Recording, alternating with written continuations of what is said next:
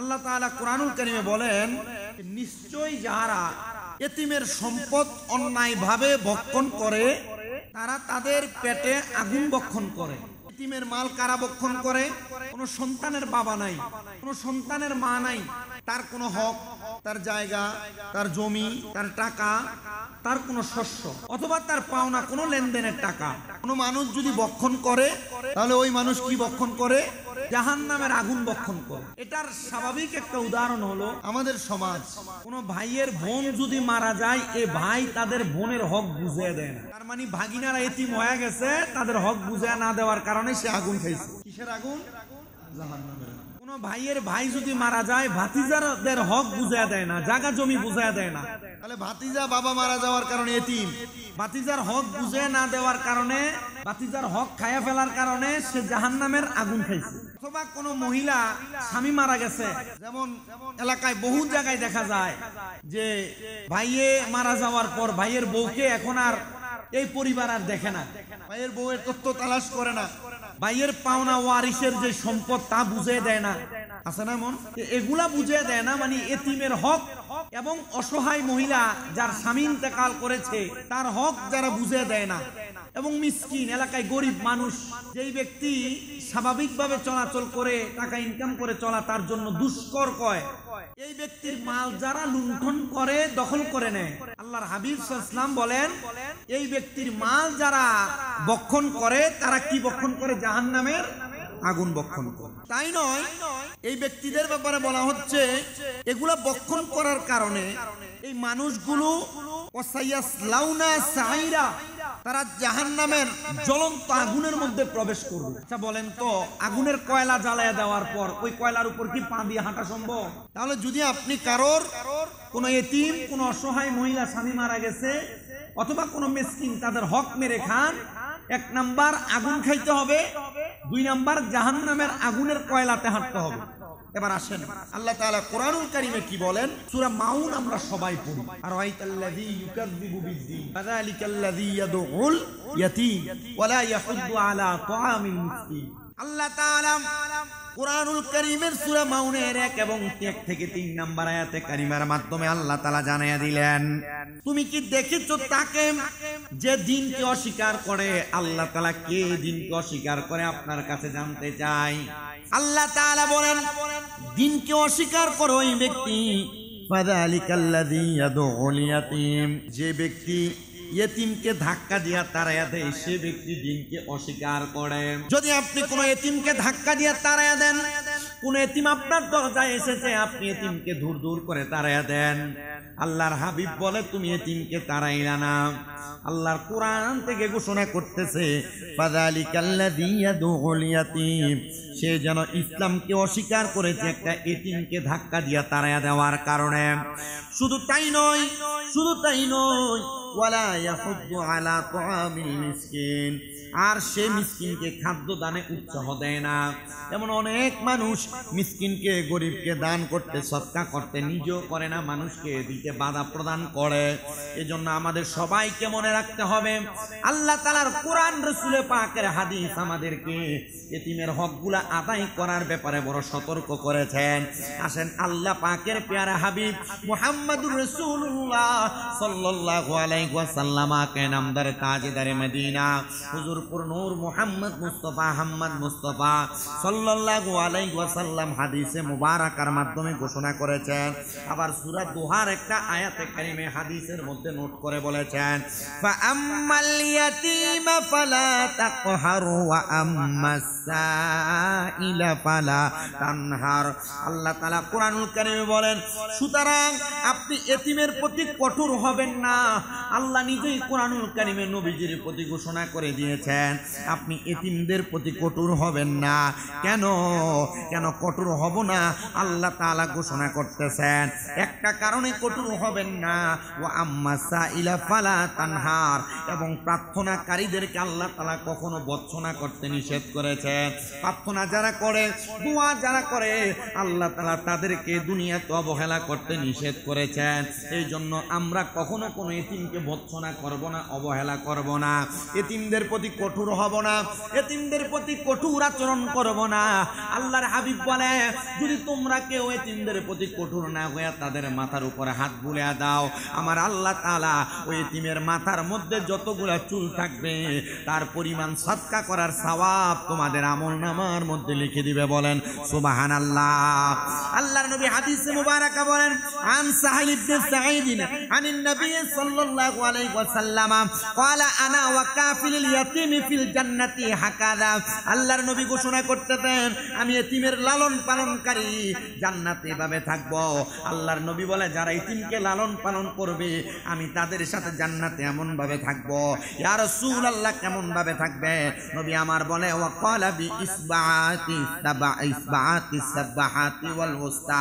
আল্লাহর নবী এই কথা বলে নবীজির হাত মোবারকের একবারে কনিষ্ঠা মাঝখানের যে আঙ্গুলটা, নবীজি এই আঙ্গুল এবং মাঝখানের আঙ্গুলের পাশের আঙ্গুলটাকে একসাথে করলেন। এই দুইটা আঙ্গুলকে মানে তর্জনী এবং মধ্যম আঙ্গুলকে একসাথে করে আমার নবী বোঝায় দিলেন, কোন মানুষ যদি এতিমকে লালন পালন করে, আমি এবং ওই এতিমকে লালন পালন করা ব্যক্তি এই দুইটা আঙ্গুল যত কাছাকাছি থাকে আমি নবী তার তত কাছাকাছি থাকবো। বলেন সুবহান। আর এতিমকে সহযোগিতা করার মাধ্যমে নবীকে কাছে পাওয়া যাবে। সুবহানাল্লাহ। আল্লাহর নবী বলেন পরবর্তী হাদিস, আন আবি হুরায়রা ক্বাল ক্বালা রাসূলুল্লাহ সাল্লাল্লাহু আলাইহি ওয়াসাল্লাম আস-সাঈ আলাল আরমালাতি ওয়াল মিসকিনা কাল মুজাহিদি ফি সাবিলিল্লাহি ওয়া কাল কাইমি লা ইফতিরু ওয়া কাল সাইমি লা ইফতিরু। নবী আমার বলেন, দুনিয়ার মানুষ স্বামীহারা এবং মিসকিনের অভাব দূর করার জন্য চেষ্টাকারী ব্যক্তি আল্লাহর পথে জিহাদ করেওয়ালা ব্যক্তির মতো। মানে কোন স্বামীহারা মহিলাকে কেউ যদি সহযোগিতা করে, আমাদের সমাজ সহযোগিতা বলতে কি বোঝায়? দান সৎকার করা। স্বামীহারা মহিলাকে টাকা পয়সা দেওয়া না, না। ইসলাম বলে স্বামীহারা মহিলাকে যদি কোনো পুরুষ মানুষ বিবাহ করে তার দায়িত্ব গ্রহণ করে, আল্লাহর নবী বলে ইসলামের জন্য জিহাদ করলে যে সওয়াব, ওই মহিলার দায়িত্ব নিলে আল্লাহ তাআলা ওই ব্যক্তিরে জিহাদ করার পরিমাণ সওয়াব দান করে দেয়। আর আমরা সমাজে যদি মহিলার জামাই মারা গেছে, এই মহিলা পরবর্তীতে বিবাহ বসতে কই, দেখছ জামাই মসজিদে কয়দিন হইছে বিয়ে বই নিছে, আছে না এগুলা? আবার এলাকার কোন ব্যক্তি যদি এমন বিবাহ হয়ে গেছে, এই মহিলাকে যদি বিবাহ করে স্বামী মারা যাওয়ার পর, মানুষ এটাকে মস্কারির চোখে দেখে। ইসলাম এটাকে মস্কারির চোখে দেখে না। আপনি সামর্থ্যবান, আপনার কাছে টাকা আছে, আরেকটা স্ত্রী পরিচালনা করার মতো সামর্থ্য আপনার আছে, আপনি বিবাহ করেন। হুজুর, ঘরের বউ অনুমতি দিবে না, একবার দুইবার তিনবার অনুমতি চান। বর্তমান যে জামানা, মহিলারা বিবাহের অনুমতি দিবেই না। দিবে? কোন মহিলা কখনোই দিবে না। অনুমতি না দিলে বিয়ে করা যাবে না। আপনি তার কাছে অনুমতি চাইছেন, সে দিচ্ছে না অনুমতি। দ্বিতীয়বার চাইলেন, সে দিচ্ছে না অনুমতি। তৃতীয়বার চাইলেন, সে দিচ্ছে না অনুমতি। কিন্তু আল্লাহ আপনাকে নির্দিষ্ট পরিমাণ সম্পদ দিয়েছেন, আপনি চাইলে একটা স্বামীহারা মহিলাকে বিবাহ করে তার দায়িত্ব নিতে পারার অধিকার আপনার আছে, কিন্তু আপনি নিতে পারতেছেন না। এই জন্য কি ইসলাম আপনাকে মাফ করে দিবে? আপনি কথা বুঝতে পারতেছেন? এই জন্য কোন মহিলার যদি স্বামী মারা যায়, ওই মহিলাকে বিবাহ করে যদি তার দায়িত্ব নিতে পারেন, ইসলামে জিহাদ করলে যে সওয়াব, বিবাহ করলে সুবহানাল্লাহ পড়ে। কোন এতিম, তার বাবা মা নাই, তার বাবা মায়ের দায়িত্ব যদি আপনি নেন, তার বাবা মায়ের দায়িত্ব যদি আপনি নেন, তাহলে আপনার কি লাভ হবে? ওই ইসলামে জিহাদ করলে যে সওয়াব হবে, সেই সওয়াব আল্লাহ তাআলা আমাকে যে সামর্থ্য দিয়েছে, আমি কয়েকটা এতিমের দায়িত্ব নিয়ে রাখছি। কেন নিছি জানেন? কারণ ওই যে আমি তো জিহাদ করতে পারবো না, ইসলামের যুদ্ধ তো এখন নাই, এটার সওয়াবটা এটা দিয়ে অর্জন করতে পারবো। আমি চিন্তা করি আল্লাহ যদি আমার আরো সম্পদ দিত, আরো বেশি সম্পদ দিত, তাহলে আমি অনেক এতিমদের দায়িত্ব নিতাম। কেন জানেন? কারণ এক একটা এতিমের দায়িত্ব নিয়ে, ওই যে বললাম মাথায় হাত বুলিয়ে দিলে এদের মাথায় যে চুল আছে, চুলের পরিমাণ সওয়াব আল্লাহ তাআলা দিবেন। আমার মাঝে মাঝে বহু জায়গা থেকে, মাদ্রাসা আছে, বহু জায়গা থেকে অনেক মানুষ হুজুর এতিম, অসহায়, সন্তানটা লালন পালন করতে পারতেছি না, দায়িত্ব নেওয়ার মতো অবস্থা আছে, হুজুর পারবেন কিনা? মানে আমি আমার সামর্থ্য অনুযায়ী দায়িত্ব নিয়ে রাখছি। এরপর না পারলে তাদের কাছে অপারগতা প্রকাশ করি, নাম লিখে, নাম্বার লিখে রাখি, বইলা দেই যে আপনি যদি কেউ একটা এতিমের দায়িত্ব নিতে চায়, আপনার সন্তানকে আমি মাদ্রাসায় নিয়ে এতিমের দায়িত্ব নিবেন। আপনি চিন্তা করেন আমি নিজেই খাইতে পারি না, এতিমকে খাওয়াবো কোথা থেকে? না, রাসূল পাক সাল্লাল্লাহু আলাইহি ওয়াসাল্লাম বলেন যে এতিমের দায়িত্ব নেওয়ার পর তার হক, তার রিজিক আল্লাহ তাআলা তোমার কাছে এমনি পাঠায়। সুবহানাল্লাহ বলেন না? বখিলামি করেন, আল্লাহ তাআলা এতিমদের দায়িত্ব আমাদেরকে নেওয়ার তৌফিক দান করেন। আমিন পড়েন আমিন। আল্লাহর হাবিব মুহাম্মদ রাসূলুল্লাহ সাল্লাল্লাহু আলাইহি সাল্লাম বলে শুধু তাই নয়, শোনো দুনিয়ার মানুষের দলেরা, দুনিয়ার জমিনের মধ্যে কোন মানুষ মুসলমানদের কোন এতিমদেরকে এনে নিজের পানাহারের মধ্যে যদি শরীক করে, মানে আপনিও মুসলমান আর একটা এতিমকে আপনার খাবারের মধ্যে যদি আপনি শরীক করেন, নবী আমার বলেন আল্লাহ তাকে জান্নাতের মধ্যে প্রবেশ করাবেন।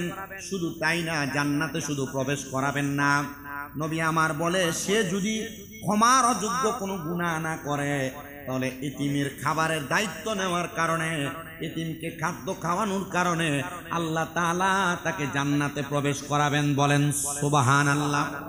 আরেকটা হাদিসে মুবারাকা নবীজি আমার বলেন খায়রুল বাইত খায়রু বাইতিন ফিল মুসলিমিনা বাইতুম ফিল ইয়াতীমি ইহসানু ইলাইহিম। আল্লাহর হাবিব বলেন মুসলমানের ঘরের মধ্যে ওই ঘর উত্তম যে ঘরের মধ্যে ইয়াতীম আছে, যার সাথে সদয় ব্যবহার করা হয়। দুনিয়াতে অনেক ঘর আছে, দামি বিল্ডিং আছে, দামি বাড়ি আছে, এসিওয়ালা সুন্দর ডুপ্লেক্স বাড়ি আছে, ওই ঘরকে আল্লাহর হাবিব দামি ঘর বলেন নাই। আমার নবী বলতেছেন দুনিয়াতে সবচাইতে দামি ঘর হলো সেই ঘর যে ঘরের মধ্যে কোনো এতিম বসবাস করে আর ওই এতিমের সাথে মানুষ ভালো ব্যবহার করে, তাহলে ওই ঘরটার মতো উত্তম ঘর দুনিয়াতে আর কোনো ঘর হইতে পারে না। জোরে কোন সুবহান। এতিমের দায়িত্ব নিয়ে লালন পালন করেন, আপনার ঘর দামি ঘর হয়ে যাবে। আল্লাহর নবী বলেন শুধু তাই নয়, এ দুনিয়ার মানুষ শাররু বাইতিন ফিল মুসলিমিনা বাইতুন ফিল ইয়াতীমি ইউসাউ ইলাইহি। আমার নবী বলেন দুনিয়ার জমিনের মধ্যে ওই ঘর সবচাইতে নিকৃষ্ট যে ঘরের মধ্যে এতিম আছে কিন্তু তার সাথে খারাপ ব্যবহার করা হয়। ভাই মারা গেছে, বাতিজাটা ছোট আপনার কাছে লালন পালন হয়, কিন্তু আপনি আপনার সন্তানকে বড় ভালো করে লালন পালন করেন, ভাতিজাটারে আপনি লালন পালন ঠিক মতো করেন না। বোন মরে গেছে, বোনের একটা ছোট মেয়ে, বোনের একটা ছোট ছেলে আপনার ঘরে লালন পালন হয়, কিন্তু আপনি আপনার সন্তানকে যেমনে লালন পালন করেন বোনের ছেলে মেয়েটাকে এমনে লালন পালন করেন না। আল্লাহর হাবিব বলে ওই ঘরের মতো নিকৃষ্ট ঘর আর দুনিয়াতে কোনো ঘর হইতে পারে না।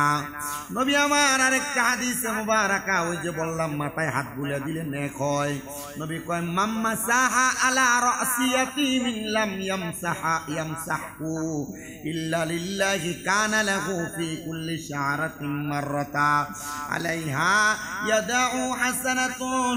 যেই ব্যক্তি আল্লাহর সন্তুষ্টির জন্য এতিমের মাথায় হাত বুলিয়ে দিবে, তার হাত যতটি চুল স্পর্শ করবে ততটি নেক তার জন্য আল্লাহ তাআলা নির্ধারণ করে দিবে। ওমান আহসানা ইলা ইয়াতিমাতিন আও ইয়াতিমিন ইনদাহু কুনতু আনা ওয়া হুয়া ফিল জান্নাতি কাহাতাইনি ওয়া ফাররাকা বাইনা ইসবাইহি সাবআবাতি ওয়াস তুসা। আল্লাহর নবী বলতেছেন আর যেই ব্যক্তি তার নিকট থাকা এতিম মেয়ে ছেলের প্রতি দয়া করে, নবী কয় আমিও সে জান্নাতে একত্রে একসাথে থাকবো। জোরে বলেন সুবহানাল্লাহ।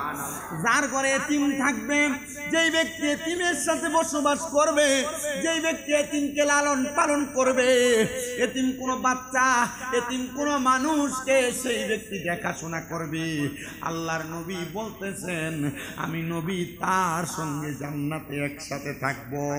নবী বলে শুধু তাই নয়, এ দুনিয়ার মানুষ আতান নবী সাল্লাল্লাহু আলাইহি সাল্লাম রাজুলুন ইয়াসকু কাসওয়াতান কলবিহি। যে ব্যক্তি রাসূল সাল্লাল্লাহু আলাইহি সাল্লামের নিকট তার অন্তর কঠোর হওয়ার অভিযোগ করলো, আরে ওয়ালা আতুহিব্বু আইয়াল্লিনা কলবুকা ওয়া তুদরিকা হাজাতাকা ইরহামিল ইয়াতীমি ওয়ামসাহ রাসাহু ওয়া তাইমুহু মিন তামিকা ইয়ালিন কলবুকা ওয়া তুদরিকা হাজাতাকা। নবী আমার বলতেছেন, এক ব্যক্তি রাসূলের নিকট তার অন্তর কঠোর হওয়ার অভিযোগ করলো, ইয়া রাসূলুল্লাহ আমার অন্তরটা কঠোর হয়ে গেছে। মন শক্ত হয়ে যায় না? ইয়া রাসূলুল্লাহ আমার অন্তর কঠোর হয়ে গেছে। নবীজি বললেন, তুমি কি তোমার অন্তরকে নরম করতে চাও এবং তোমার প্রয়োজন মিটিয়ে যাওয়া পছন্দ করো? মানে অন্তরকে কি নরম করতে চাও এবং তোমার কোনো প্রয়োজন থাকলে প্রয়োজন মিটাইতে চাও? সাহাবী বললেন, হ্যাঁ ইয়া রাসূলুল্লাহ, আমি আমার অন্তরকে নরম করতে চাই এবং আমার যত প্রয়োজন আছে আমি প্রয়োজনগুলো মিটাইতে চাই। আল্লাহর নবী বলে, তাহলে তুমি এতিমের উপর দয়া করো, এতিমকে দয়া করো, তার মাথা মাসি করে দাও, তোমার খাদ্য থেকে এতিমকে খাদ্য খাওয়াও, তাহলে তোমার অন্তর নরম হবে, তোমার প্রয়োজন মিটে যাবে। তার মানে এতিমকে যদি সাহায্য করা হয়, এতিমকে যদি খাওয়ানো হয়, এতিমকে যদি মায়া করা হয়, 1 নাম্বার আমাদের মন নরম হয়ে যাবে। 2 নাম্বার আমাদের কোনো প্রয়োজন থাকলে, অভাব আছে তবু এতিমকে আপনি চাইছেন, আপনার ঋণ আছে তবু এতিমকে সহযোগিতা করছেন, আপনার মনে করেন রোগ আছে, ওষুধ খরচ চালাইতে কষ্ট, তবু এতিমকে সহযোগিতা করছেন। নবী বলেন, এতিমকে সহযোগিতা করার কারণে এই যে তোমার সমস্যাগুলা আল্লাহ এগুলা কি করে দিবেন? মিটিয়ে দিবেন। আল্লাহর নবী আরেকটা হাদিসে মুবারাকা ঘোষণা করতেছেন, নিকৃষ্টতম খাদ্য হলো ওয়ালিমার খানা, বৌভাতের খানা। নিকৃষ্টতম খানা বলছে, বৌভাত কোনটারে কয়? মানে দুলা লইয়া যাইয়া বউর বাড়িতে যেটা খাইরা বৌভাত, এটা না, এটা বৌভাত। ওয়ালিমার খানা নিকৃষ্টতম খানা। ইয়া রাসূলুল্লাহ কেন এই কথা বললেন? হাদিস শরীফ মুসলিম শরীফের প্রথম খণ্ড 463 নম্বর পৃষ্ঠা, 1432 নম্বর হাদিস। ইয়া রাসূলুল্লাহ কেন এই খানাটাকে আপনি নিকৃষ্ট বললেন?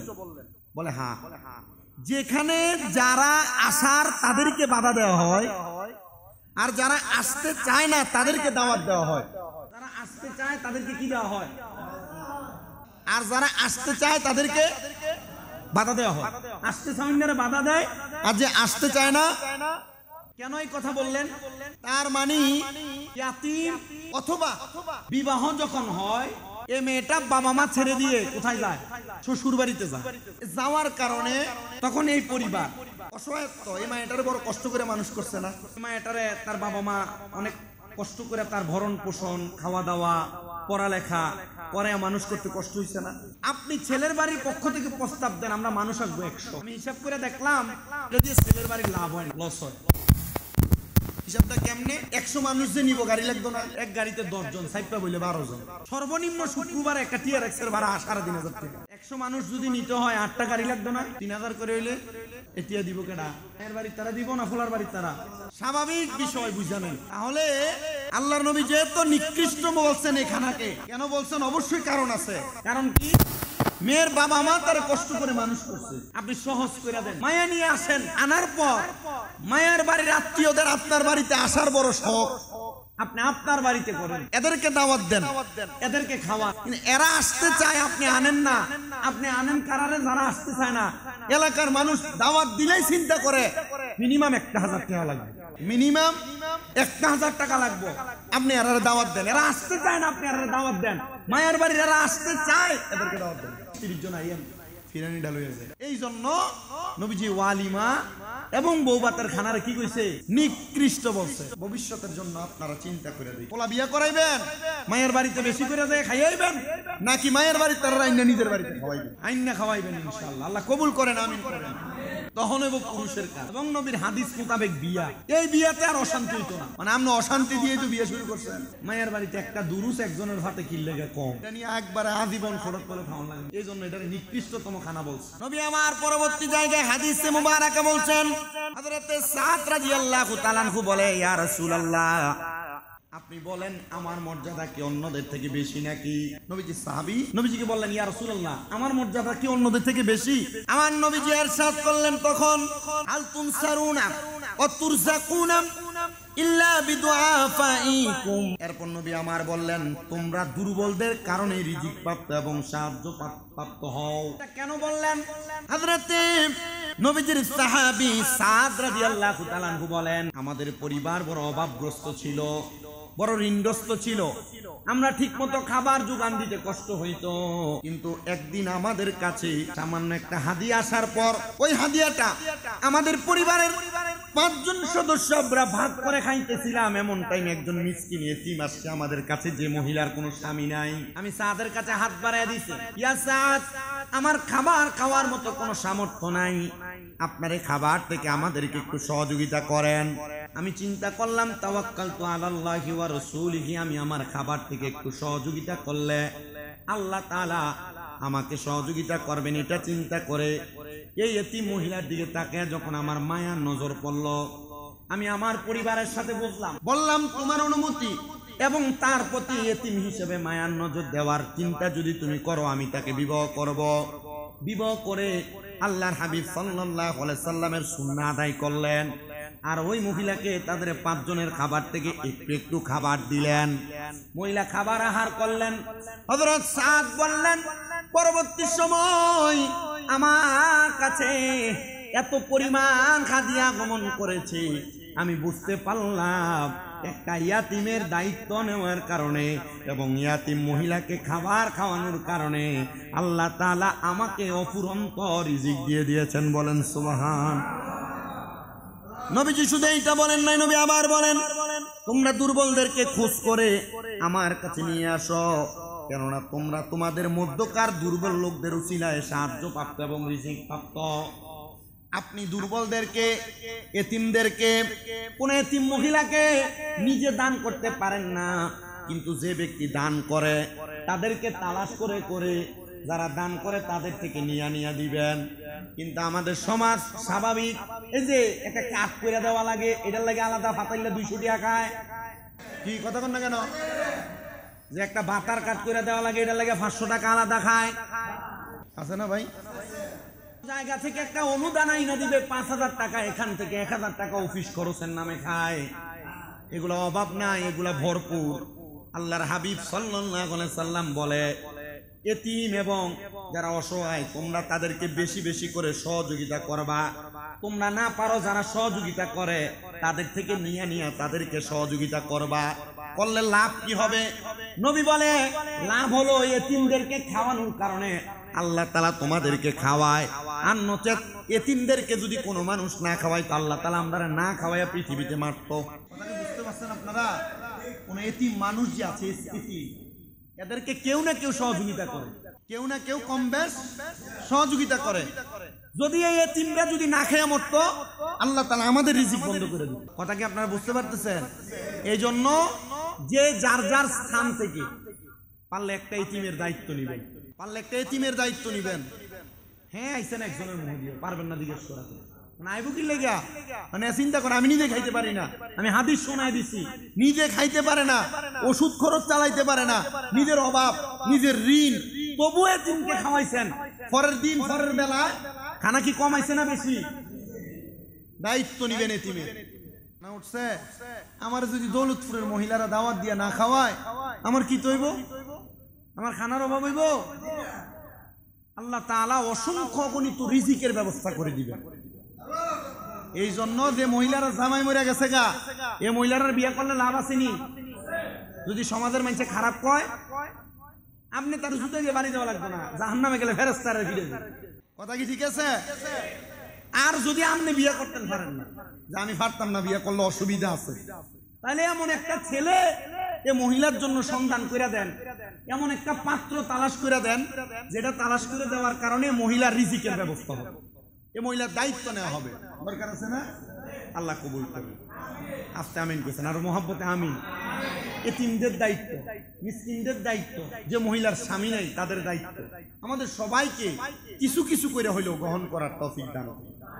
ওয়া আখিরি দাওয়ানা আনিল হামদুলিল্লাহি রাব্বিল আলামিন। মা আসসালাম। মুস্তাফা মাজাইনা রাহমাতাল লিল আলামিন। আল্লাহুম্মা আমিন, আল্লাহুম্মা আমিন। আলহামদুলিল্লাহি রাব্বিল আলামিন। আসসালাতু ওয়াসসালামু আলা রাসূলিল কারীম।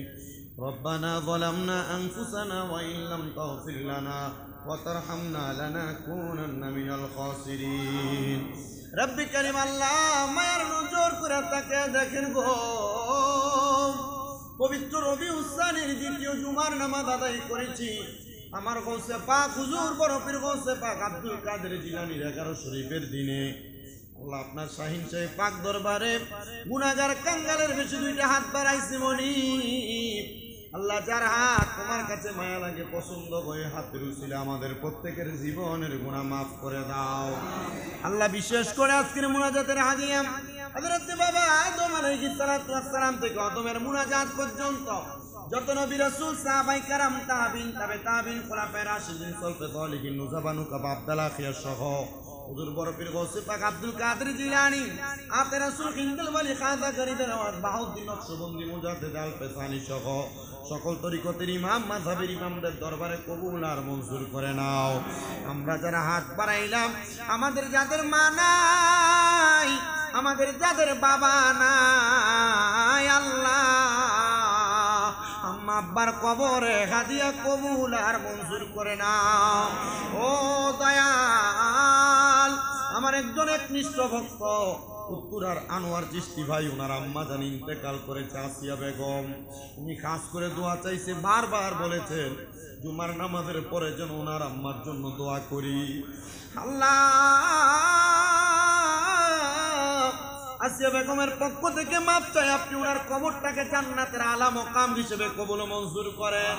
আমার আনোয়ার চিশতি ভাইয়ের আব্বা জান কবরের বাসিন্দা, ওনার কবরটাকে নাজাতের ফয়সালা করে দেন। আনোয়ার ভাই তরিকতের খেদমত করে, আল্লাহ ভাইয়ের খেদমত আপনি কবুল মঞ্জুর করেন। দুনিয়া দুনিয়া দুনিয়া, এই দুনিয়ার মায়ার মধ্যে মানুষ কত রং তামাশার মধ্যে পড়ে থাকে। আল্লাহ দুনিয়ার রং তামাশারে ভুইলাম, আম্মা আব্বার জন্য পাগল পারা আমার ভাইজানের আম্মা আব্বার কবর নাজাতের ফয়সালা করে দেন আল্লাহ। রব্বে কারীম মাদ্রাসা ছাত্রদের জন্য তাবারুকের ইন্তজাম করেছেন, আল্লাহ ওনাকে আপনি কবর মঞ্জুর করে নেন আল্লাহ। বিশেষ করে মা বাবার দোয়া প্রিন্টিং প্রেস মোহাম্মদ সাইফুল ভাই, উনি নতুন দোকান দিয়েছে নিউ মার্কেট, আল্লাহ ওনার ব্যবসা বাণিজ্যের মধ্যে আপনি বরকত দান করে দেন। সাইফুল ভাইয়ের কামাই রুজিতে বরকত দান করে দেন আল্লাহ। আমাদের বাবুল ভাইয়ের জন্য দোয়া চাই, অসুস্থ মানুষ, আল্লাহ তিনাকে আপনি শেফা আজলা কামেলা নসিব করেন। এই দৌলতপুর মসজিদের মধ্যে যতগুলা মুসল্লি প্রত্যেকের নামাজ ইমানদার মুত্তাকি হিসেবে কবুল করেন, প্রত্যেকের কামাই রুজিতে বরকত দেন। পর্দার আড়ালে জুমার দিনে আমার মা বোনেরা মুনাজাত করে দোয়া চায়, আমার মা বোনদের দোয়াগুলা তোমার দরবারে কবুল করে নেন আল্লাহ। আমার আরিফের আম্মা জান কবরের বাসিন্দা, আরিফের আম্মার কবরটাকে আপনি জান্নাতের বাগান বানিয়ে দেন। সে ছোট মানুষ, মা কবরে চলে গেছে, তার মনে মার জন্য বড় মায়া। আল্লাহ আরিফের আম্মার কবরটাকে আপনি জান্নাতের বাগান বানিয়ে দেন। অনেক প্রবাসীরা বিদেশ থেকে দোয়াছে, আল্লাহ প্রবাসীদের কাজ দোয়াগুলা কবুল মঞ্জুর করে নেন। প্রবাসীদের কামাই দিতে বরকত দেন, প্রবাসীদের হায়াতের দিকে বরকত দেন। যাদের আকামানে কামার ব্যবস্থা করে দেন, যারা কন্যা বিবাহ দিতে পারে না বিবাহের ব্যবস্থা করে দেন আল্লাহ। বিশেষ করে যারা অভাবগ্রস্ত অভাব দূর করে, ঋণগ্রস্ত ঋণগুলা দূর করে দেন। কত মানুষ দোয়া চায়, আল্লাহ প্রত্যেকের খাস দোয়াগুলা কবুল মঞ্জুর করে। আমাদের প্রত্যেকের মরণের আগে বারবার মক্কা মদিনার তাওয়াফ জিয়ারত নসিব করায়া আখিরি জবানে পড়ায়া দিয়েন লা ইলাহা ইল্লাল্লাহু মুহাম্মাদুর রাসূলুল্লাহ সাল্লাল্লাহু আলাইহি ওয়াসাল্লাম। আসসালামু আলাইকুম ওয়া রাহমাতুল্লাহ।